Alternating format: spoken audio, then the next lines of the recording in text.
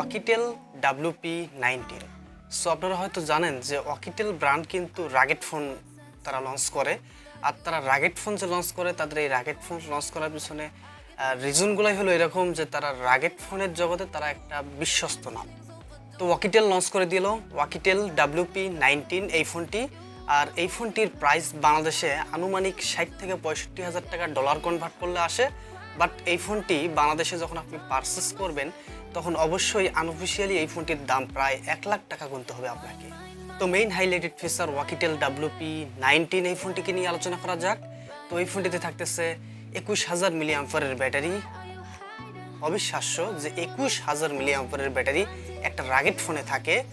আসলেই এই ব্যাপারটা অন্যরকম, কারণ আমরা যারা স্মার্টফোন ইউজ করি তারা কিন্তু অনেকাংশে বা অনেকভাবেই তারা এই পাওয়ার ব্যাংক ইউজ করি। পাওয়ার ব্যাংকও আমরা এত এমএএইচের পাওয়ার ব্যাংক আমরা ইউজ করতে পারি না, এবং স্বাভাবিকভাবে 10,000 মিলিঅ্যাম্পিয়ারের পাওয়ার ব্যাংকটা ইউজ করি।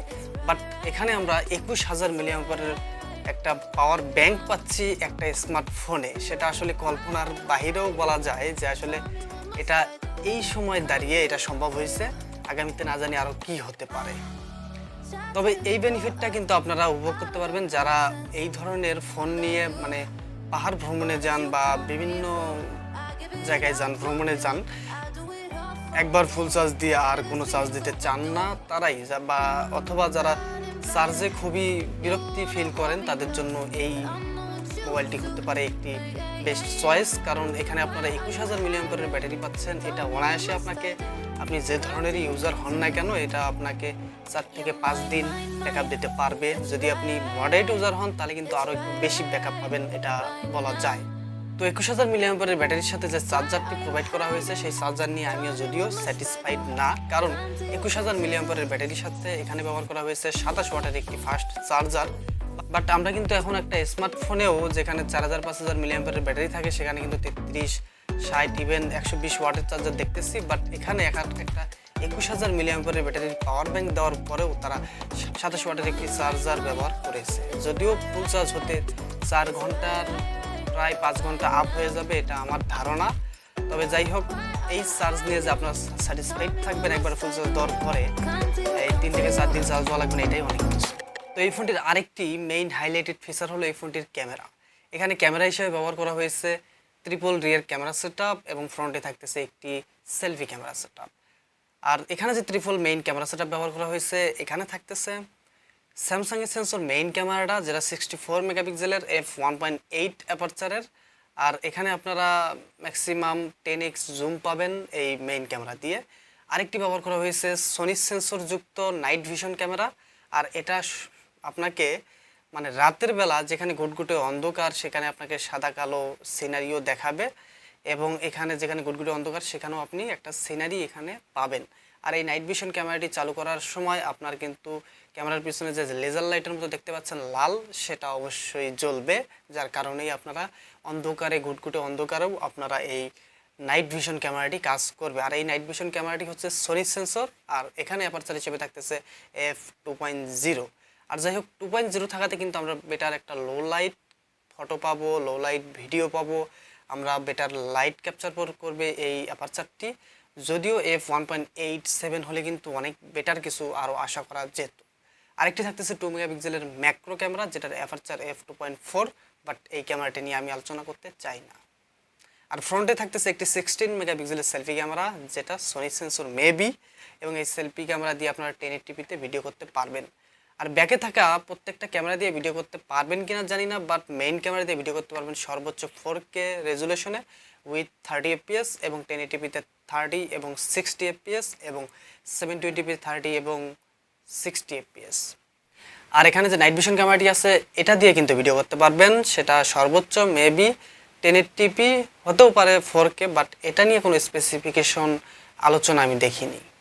তো এই রাগেড ফোনের ডিসপ্লে হিসেবে কি থাকতেছে? এই রাগেড ফোনের ডিসপ্লে হিসেবে থাকতেছে 6.78 ইঞ্চের একটি IPS প্যানেল যেটা 90 হার্জ রিফ্রেশ রেটের সাথে আসতেছে এবং full HD plus resolution provide করতেছে আপনাকে। তবে এখানে যদি অ্যামোলেড ডিসপ্লে হতো তবে বেটার হতো, বাট IPS দেওয়াতে এদের বেনিফিটটা হচ্ছে এরকম, IPS-এ তারা এই প্রোটেকশন বেশি ইউজ করতে পারবে এবং আপনার পানি এটা আউট করে ফেলবে, এবং এই আইপিএস হওয়াতে আপনারা যখন এই ফোনের ডিসপ্লে অনেকাংশে যদি মার খেয়ে যায় তবুও আপনারা কিন্তু অ্যামোলেডের মতো আপনাদেরকে টাকা খসাতে হবে না। আর এই ফোনটিতে র্যাম হিসেবে থাকতেছে 8 জিবি র্যাম এবং রোম হিসেবে থাকতেছে 256 জিবি ইন্টারনাল স্টোরেজ। হ্যাঁ, এটা ভালোই করেছে। আর এই স্টোরেজটা হচ্ছে ইউএফএস 2.1 টাইপের স্টোরেজ, বাট র্যাম টাইপটা কি সেটা কিন্তু উল্লেখ করা হয়নি বা আমরাও তাও দেখিনি। এবং এখানে থাকতেছে মিডিয়াটেকের একটি প্রসেসর, মিডিয়াটেক হেলিও G95 এর একটি এসওসি। আর এই এসওসিটা সম্পর্কে মোটামুটি সবাই জানেন। এটা একটি গেমিং প্রসেসর এবং সব ধরনের ইউজারকে এটা স্যাটিসফাইড করতে পারবে, বাট যারা হেভিলি ইউজ করেন, গেমিং খেলেন, তাদের কিন্তু এটা কিছুটা হলেও বদার করবে। বাট এই প্রসেসরটা যে এই ধরনের ফোনকে পরিচালনা করার জন্য যে বেশ এফিশিয়েন্ট, এটা কিন্তু আমরা ভালোভাবেই বুঝতে পারতেছি। এই প্রসেসরটি দ্বারা আপনারা মোটামুটি সব ধরনের গেম খেলতে পারবেন আর ডে টু ডে মাল্টিটাস্কিং বেশ সহায়তা পাবেন। আর এখানে অ্যান্ড্রয়েড 12 থাকতেছে লেটেস্ট ইউআই, এবং এখানে ইউআই এর সমস্যাজনিত ইস্যু আপনারা পাবেন না। এখানে সম্ভবত একটা কাস্টম ইউআই ব্যবহার করা হতে পারে।